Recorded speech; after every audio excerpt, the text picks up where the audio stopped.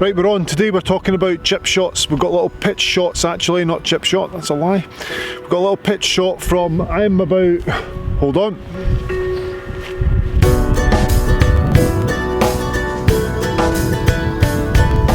I am 16 yards away from the green. I've got about another 16 yards to go to get to the hole, and I'm going to play a little shot that's going to use the back of the club. Do you chunk your chips? Do you hit the ground first? That's what we're going to sort out today. I've got the best drill ever for this. This is unbelievable.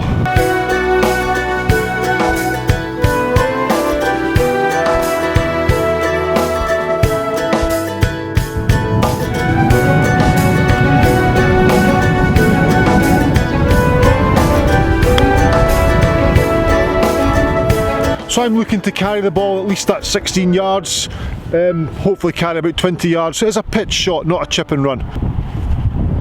In order to play this shot, I want to get the back of the club to strike the ground, getting the elevation so angle of attack is nice and shallow, so the club comes in low to the ground for longer, sustaining that line of compression. So angle of attack has to be shallow. So it's going to get the ball up and away. If I come down steep, I'm going to hit the ground first, and therefore I'm going to get a ball turf strike.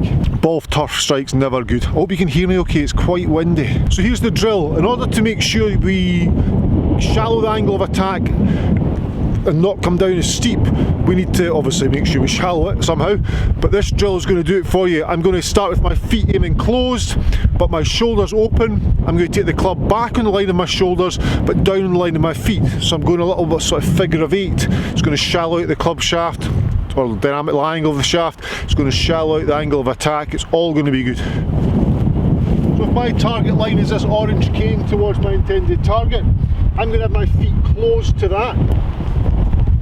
So my feet are going to be closed in relation to target, yet my shoulders are going to be open. I'm going to take the club back along the line of my shoulders. The club comes back along the line of shoulders and then drops down along the line of my feet.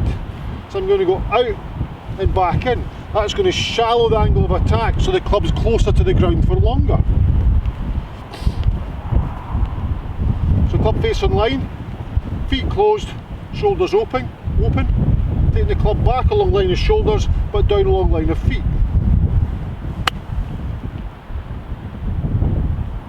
This time I'll line myself up with the hole, shall I? Club on line, feet closed, shoulders open, back along line of shoulders, down along line of feet.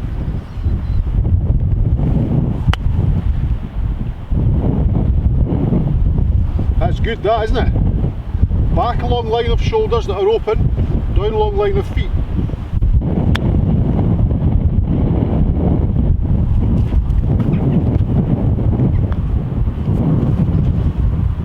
It's such a simple drill. It really, I can feel there's kind of lag going on there. So when I take the club back and I get to the top of that backswing, because I'm kind of rerouting it, I can feel a little bit of lag. My grip pressure's light at the top. I feel as though I take the club back and then there's that lagging motion up and out and round, up and out and round. I've got very light grip pressure. I can feel that pressure point number 3 with the club makes contact with the right index finger. I can feel that forcing the club towards the golf ball on the way down because my grip pressure's that light, and the rerouting, it's almost like a little pause at the top and then reroute back along the line of the feet.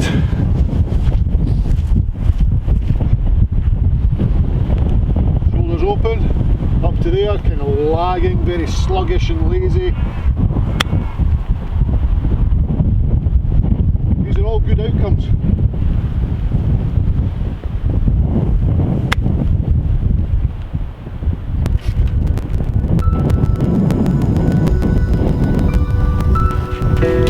So there's people on the tee behind me. I'm going to move to another hole and we'll finish this off.